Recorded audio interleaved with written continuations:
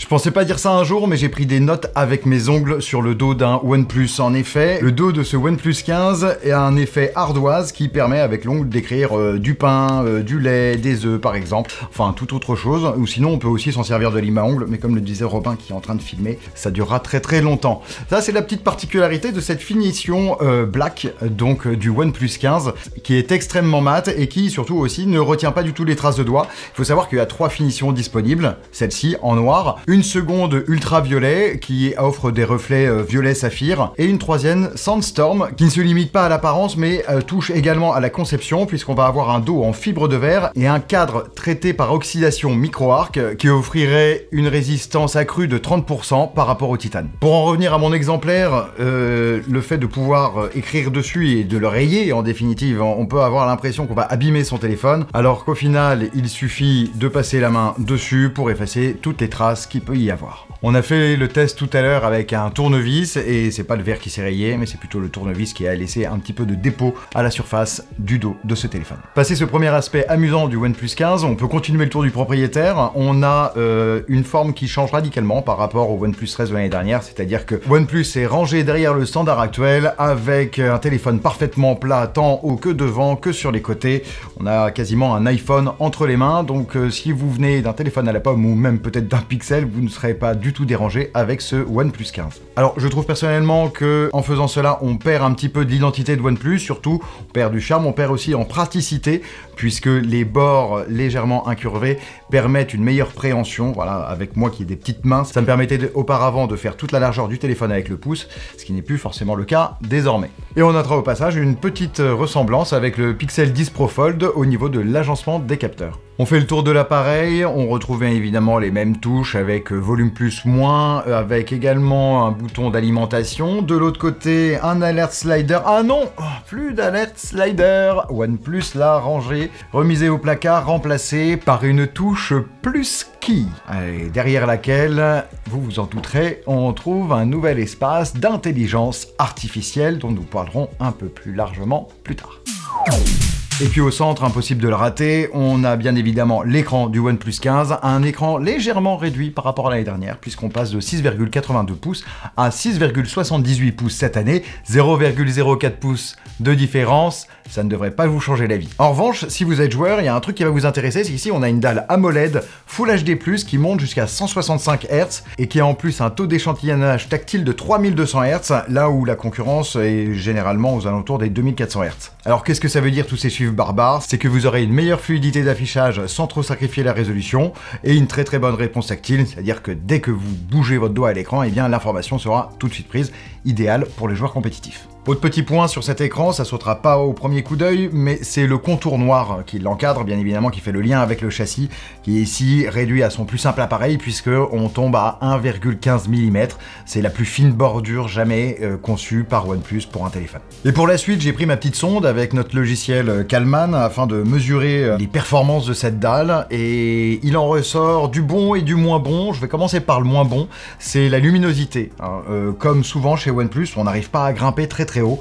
J'ai mesuré au maximum 1200 nits en HDR, donc c'est-à-dire une luminosité qui est pas mauvaise, mais pas forcément excellente pour un téléphone haut de gamme. En revanche, concernant la fidélité colorimétrique, eh bien, elle est parfaite. On a une très bonne justesse, tant en HDR qu'en HDR, c'est-à-dire qu'on peut utiliser ce téléphone pour faire ses petites emplettes en ligne. Par exemple, si je veux m'acheter un manteau vert, eh bien, il arrivera bien du même vert chez moi et non pas d'un vert fluo comme j'aurais pu le voir sur mon téléphone. Autre point, c'est la température colorimétrique qui se rapproche des 6500 degrés Kelvin, donc c'est-à-dire vraiment le blanc parfait, le blanc neutre. Et enfin, les espaces colorimétriques sRGB et DCI-P3, c'est-à-dire les principaux, sont très bien couverts, ce qui nous permet d'accéder à une plus large palette de nuances de couleurs. En bref, ce qu'on peut dire de cet écran, c'est que s'il avait eu une meilleure luminosité, ça aurait été une véritable masterclass. En l'état, il est quand même très bon, et surtout, ce sont ces petites fioritures dédiées aux jeux vidéo qui le rendent très intéressant. Couplé aux performances globales de l'appareil, on a une véritable petite machine de guerre en main, comme on peut le voir maintenant. Oui, puisqu'à l'intérieur de ce OnePlus 15, nous retrouvons le Snapdragon 8 Elite Gen 5, la toute dernière puce haut de gamme de Qualcomm. En test de performance brute, le Snapdragon 8 Elite Gen 5 se comporte très bien, mais pas autant que le Realme GT8 Pro que j'ai déjà pu avoir entre les mains. On est sur des scores qui sont un petit peu en deçà. Néanmoins, on a l'avantage d'avoir ici un SoC qui ne throttle pas, donc c'est-à-dire qui ne va pas s'échauffer suffisamment pour brider ses fréquences. Non, ici, il peut s'exprimer librement et complètement, ce qui est vraiment très intéressant. Et ajoutons à cela que le système de refroidissement de OnePlus est suffisamment bien étudié pour bien dissiper la chaleur sans pour autant vous échauffer les mimines lorsque vous tenez votre téléphone, ce qui est aussi un bon point. Je parlais tout à l'heure du 165 Hz, donc est-ce que la promesse est tenue? Est-ce qu'on a vraiment du 165 FPS? Alors, de prime abord, déjà, il faut poser les bases. Ce n'est pas compatible avec n'importe quel jeu. Non, il y a une sélection de plusieurs jeux qui sont compatibles 165 FPS, enfin 165 Hz. Pour ma part, j'ai essayé sur Real Racing 3 et également sur Call of Duty Mobile. Et sur les deux, j'ai réussi à atteindre les 165 FPS. Attention, c'était pas constant, j'avais des variations entre 145 et 165 FPS. Ça, c'est avec les modes de jeu par défaut. Mais si je vais dans le petit menu que l'on peut appeler sur la gauche du téléphone, le menu de jeu de OnePlus, et bien là, j'ai pas mal de petites options à activer, notamment la réponse tactile améliorée, hein, dont je vous parlais, les 3400 Hz, ils sont pas là par défaut, il faut les activer. Également, la définition améliorée et la fréquence de rafraîchissement maximal. Voilà, c'est comme ça qu'on va pouvoir obtenir tout cela et faire fonctionner le système à 100%. Attention, il y a toujours des warnings. Si vous utilisez toutes ces options, le téléphone peut chauffer un petit peu plus. Ça ne va pas vous brûler les doigts. C'est simplement qu'il va consommer plus d'autonomie, plus d'énergie. Donc votre temps de jeu sera un peu réduit. Néanmoins, dans ces conditions, avec tous ces paramètres, oui, j'ai pu jouer sur mobile à 165 FPS constant et c'est très confortable. Passons maintenant au logiciel. Ici, on retrouve Android 16 avec l'interface de OnePlus, à savoir Oxygen OS 16. Cette dernière apporte quelques modifications visuelles. Déjà, on va retrouver des animations qui nous rappelleront un petit peu Liquid Glass d'Apple. C'est assez amusant.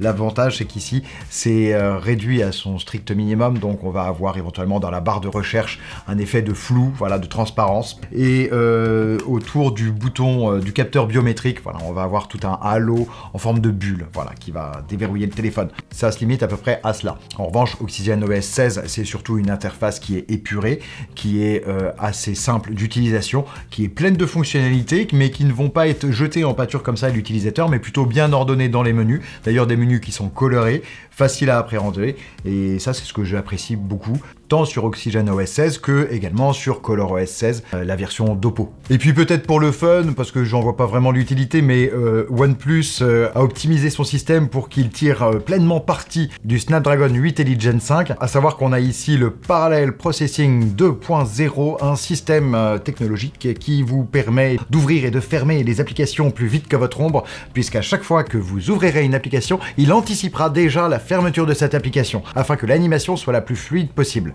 Oui, c'est très recherché, ça sert pas à grand chose, mais bon, c'est là. Avant de passer au volet IA, on peut terminer avec les pourriciels qui sont sur ce téléphone, ils sont au nombre de 5, voilà, donc c'est assez limité. On a Netflix, Facebook, TikTok, Instagram et LinkedIn. L'avantage dans notre malheur, c'est qu'ici, on a quand même une sélection d'applications qui sont assez régulièrement installées par les utilisateurs, donc c'est moins pire éventuellement qu'un Booking ou un Temu, par exemple. Et enfin, au niveau mise à jour, on est sur du 4 ans pour mise à jour majeure et 6 ans pour les mises à jour de sécurité. C'est bien pour la partie sécurité, c'est un peu pauvre sur la partie mise à jour majeure, puisqu'ici on est tout de même sur un téléphone haut de gamme qui a des capacités, des performances vraiment largement suffisantes pour accéder à bien plus de mises à jour que juste 4 ans. Vous vous en souvenez de celui-là? On en parlait tout à l'heure, le bouton qui permet d'accéder à Mindspace. Mindspace, c'est l'espace de OnePlus qui va agréger tous vos souvenirs de votre journée. Comme en parle OnePlus, je vous dirais plutôt tous les instants, les moments que vous aurez capturés. Donc c'est-à-dire que si je suis sur Internet, je vois un casque audio qui m'intéresse, eh bien j'appuie cette touche, je presse cette touche, et ça va prendre une capture qui va être envoyée dans Mindspace. Ici, elle sera traitée par l'intelligence artificielle afin fin, par exemple, eh bien, de me proposer un prix, de me proposer comment un comparatif par rapport à ce casque, etc. Je vais pouvoir faire ça également sur une affiche de concert. Je prends une photo, je vais sur ma photo, j'appuie sur la touche Mindspace, et là, je vais avoir un screenshot également qui va être pris et qui va ensuite être traité en me proposant, par exemple, eh bien, d'enregistrer dans mon calendrier la date et le lieu de ce concert. Voilà, ce sont quelques exemples d'applications qu'on peut avoir avec cet espace qui, moi, me fait drôlement penser à l'Essential Space qu'on avait chez Nothing. Et à la différence qu'ici, on a un partenariat un peu plus profond avec Google, puisque ça fonctionne de concert avec Gemini. C'est-à-dire que Gemini, ici, va avoir accès à toutes les informations stockées dans Mindspace, et donc ensuite va pouvoir les utiliser pour donner des réponses contextualisées, des réponses aussi beaucoup plus personnalisées. Par exemple, si j'ai pris beaucoup de screens de lieux à visiter à Barcelone et que je demande ensuite à Gemini de me conseiller des lieux à visiter dans Barcelone lorsqu'il pleut, eh bien il ira piocher également dans la sélection que j'aurais faite pour me proposer les lieux qui sont les plus adéquats.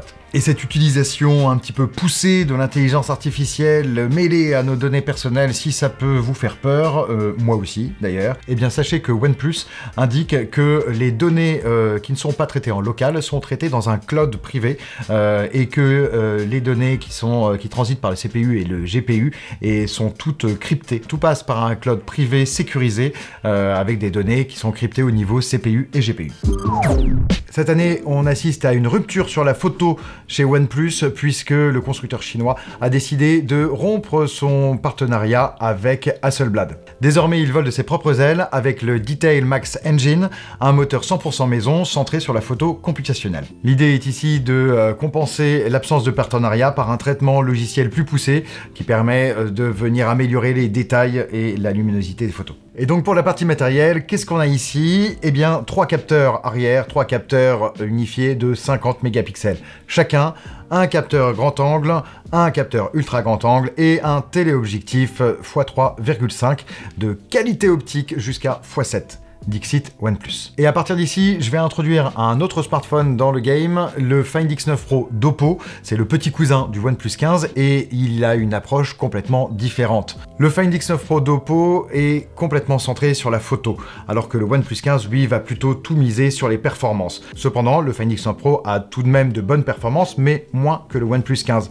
A l'inverse, le OnePlus 15 en photo aura de bonnes performances, mais moins bonnes que le Find X9 Pro. À la fin, puisque chacun partage un design très similaire, le choix s'effectuera sur l'usage que vous aurez de votre smartphone. Et je vous dis tout ça puisqu'avant de tourner cette vidéo test du OnePlus 15, eh bien j'ai fait un comparatif photo entre le Find X9 Pro et le OnePlus 15 et je vais m'appuyer dessus pour vous donner mes impressions sur ce OnePlus 15. Sur le capteur principal, le modèle d'Oppo offre un rendu plus naturel avec des ombres plus riches et surtout de bonnes capacités en basse lumière. A l'inverse, le OnePlus a une image plus claire mais un traitement HDR également plus visible.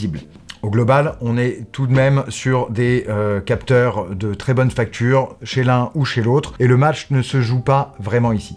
Je fais durer le suspense puisque c'est la même chose avec l'ultra grand angle. En effet, on a ici une quasi-égalité avec un léger avantage de nuit pour le modèle d'Oppo. Pour les portraits, on a de bons résultats sur les deux modèles de jour avec un bokeh satisfaisant dans les deux cas. Cependant, de nuit, Oppo a un léger avantage avec une meilleure prise de luminosité. Donc la lumière ambiante sera beaucoup mieux emmagasinée par le capteur et donc avec un rendu plus satisfaisant. Mais là où le bas blesse, ça va être sur le téléobjectif puisque de base, dès la fiche technique, on aura un 50 mégapixels chez OnePlus contre un 200 mégapixels chez Oppo. Et là, clairement, x4, c'est une différence trop importante pour que les résultats soient identiques. Alors ne vous dites pas pour autant que le modèle d'Oppo va aller jusqu'à l'infini et au-delà. Non, c'est un zoom sensiblement similaire à celui du OnePlus, voire même en optique et un petit peu en deçà, puisqu'on a un x3 chez Oppo, alors qu'ici on a un x3,5. Pour autant, la plage ira également sur les deux à 120 x 120, donc en numérique bien évidemment, mais dans cette progression, le modèle d'Oppo bénéficiera donc d'un capteur de 200 mégapixels dans lequel les crops seront beaucoup plus fins et beaucoup plus détaillés jusqu'à un certain niveau. Nous l'avons mesuré jusqu'à x60, on a quand même des images qui, même si elles sont traitées par IA, sur les bords, on va dire, eh bien, reste beaucoup plus saisissante et naturelle que le modèle de OnePlus. Modèle de OnePlus, au bout d'un certain niveau, n'importe quelle police d'écriture deviendra une vaste bouillie de pixels. Donc, si comme moi, vous aimez prendre des photos de loin, eh bien, peut-être que le modèle de Oppo sera le plus à même de vous offrir satisfaction. Et enfin, bien évidemment, on ne serait pas complet sur la partie photo si on ne parlait pas du capteur selfie de ce OnePlus 15. Ici, on a droit à un capteur de 32 mégapixels qui fait largement le taf. Ensuite, encore une fois, il est moins bon que celui de Oppo qui a misé sur une meilleure qualité avec une meilleure luminosité nocturne et c'est ça qui départagera les deux téléphones sur ce capteur. Petit bilan photo, qu'en pensez de ce OnePlus 15? Eh bien, pour un premier essai en solo, c'est un essai plutôt réussi et convaincant. Certes, c'est moins bon que ce que peut faire la concurrence, comme on a pu le dire. Néanmoins, il y a un parti pris. Ici, on est vraiment sur un téléphone qui vise avant tout la performance et on a aussi un volet photo qui est proposé et qui est quand même de bonne tenue. Ce sera pas le meilleur du marché, mais c'est pas pour ça qu'on ira l'acheter celui-ci. Et finalement, on peut aussi dire que c'est le digne héritier de ses prédécesseurs, puisque l'an dernier déjà, je disais que le OnePlus 13 était moins bon en photo que le Find X8 Pro. Et passons au dernier gros morceau de ce smartphone, sa batterie, puisque OnePlus a clairement un petit peu brisé le game cette année en installant deux accumulateurs de 3650 mAh chacun. Donc on a une capacité totale de 7300 mAh. Donc certes, le OnePlus 15 est un petit peu plus épais que son prédécesseur, mais quand on a cette donnée en tête, on sait maintenant pourquoi. Et c'est vrai que pour un téléphone tourné vers la performance et le jeu vidéo, réellement, j'ai pris un gros plaisir à utiliser le OnePlus 15. C'est simple, je pouvais jouer tranquillement sur mon téléphone sans avoir à me préoccuper de l'état de sa batterie. Sur du Genshin Impact, avec toutes les options graphiques poussées au maximum, en 1 heure de jeu, ça m'a consommé un petit peu moins de 10% d'autonomie. En streaming vidéo, la lecture de À l'Ouest rien de nouveau sur Netflix n'a consommé, quant à elle, que 7% de l'autonomie globale du téléphone. Tout cela, bien évidemment, a été réalisé, comme d'habitude, à 250 nits au niveau du réglage de luminosité de l'écran, afin de ne pas perturber notre protocole de test. Alors oui, rappelons tout de même que si nous activons, comme je le disais tout à l'heure, toutes les petites options supplémentaires comme l'affichage dans du 165 Hz, l'utilisation de la réponse tactile améliorée ou encore la très haute définition proposée par l'écran, oui, tout cela va réduire l'autonomie du téléphone, mais clairement, si on reste dans des paramètres globaux de base, on aura une utilisation prolongée de l'appareil. Même en jouant, on peut dépasser la journée d'autonomie. Et même si on n'active pas toutes les options proposées par OnePlus dans son système de jeu, on aura suffisamment de FPS, bien plus que 120, sur tous les jeux compatibles, ce qui sera largement suffisant pour la plupart d'entre nous. Et si vous jouez beaucoup trop avec le OnePlus 15, qu'est-ce qui va se passer? Il va falloir le brancher. Là, je vais prendre mon adaptateur secteur, compatible 120 watts pour celui-ci. Certes, il n'est pas disponible dans la boîte, mais vous en trouverez un chez vous ou sinon sur le site de OnePlus. Et donc à 120 watts, on recharge déjà le smartphone dans son entièreté en 39 minutes, ce qui est vraiment pas mal. En sans fil, on est sur du 50 watts. Shido Ready, il faut une coque compatible pour pouvoir aimanter l'appareil. Néanmoins, là, ça permet aussi une recharge bien plus rapide que la concurrence. Et enfin, on a surtout un bypass au niveau de la charge. Si jamais vous êtes en train de jouer et que vous n'avez plus de batterie, vous pouvez brancher votre téléphone. Intelligemment, il va reconnaître que vous êtes en train de jouer et que vous chargez en même temps. C'est pas bon de faire les deux. Donc, ce qu'il va faire, il va bloquer la charge de la batterie et envoyer directement le courant aux composants pour continuer d'alimenter le téléphone et ainsi protéger la longévité de l'ensemble des composants du téléphone. Au bilan, que faut-il retenir de ce OnePlus 15? Eh bien que c'est un bon cru. Cette année, OnePlus nous offre un téléphone qui est équilibré, qui mise certes tout sur la performance, mais qui pour autant ne se laisse pas abattre sur la partie photo, notamment comme on a pu le voir. L'autonomie également est au service de la puissance, puisqu'on a 7300 mAh qui sont absolument utilisables et permettent d'assouvir son désir de jeux vidéo pleinement sur ce smartphone. Surtout la cerise sur le gâteau, et je voulais garder la surprise pour la fin, c'est le prix de ce OnePlus 15, puisqu'il perd 50 € par rapport à l'année dernière, par rapport à l'ancienne génération, donc le OnePlus 13, et un téléphone OnePlus haut de gamme repasse ainsi sous la barre fatidique des 1000 €, puisqu'on s'inscrit ici à 979 €. Certes, ça reste cher, et ceux qui ont connu les premières itérations de OnePlus se souviennent de tarifs bien en deçà, bien évidemment. Cependant, pour les prestations offertes, on est quand même sur le haut du panier. Attention, cette baisse de prix n'est valable que pour la version 256 Go, puisque je viens de recevoir à l'instant les prix, et l'autre prix qui concerne la version 512 Go, en revanche, prend 50 € par rapport au OnePlus 13 en version 512 Go. Au final, on creuse l'écart entre les différentes versions, 979 € pour la version 256 et 1129 € pour la version 512. Malheureusement, on n'a pas de port micro SD à l'intérieur de ces téléphones, donc soit la capacité de stockage la plus faible vous satisfera, soit sinon, à 1129 €, on pourrait être tenté peut-être d'aller voir éventuellement un Pixel 10 Pro XL si l'on souhaite avoir une meilleure expérience photo. Voilà, c'est tout pour moi. J'espère que ce test vous aura éclairé sur ce OnePlus 15. N'hésitez pas à laisser un commentaire, à lâcher un petit pouce bleu, à vous abonner également à notre chaîne. Quant à moi, je vous dis à bientôt dans une prochaine vidéo. C'était Edouard pour Frandroid. Salut!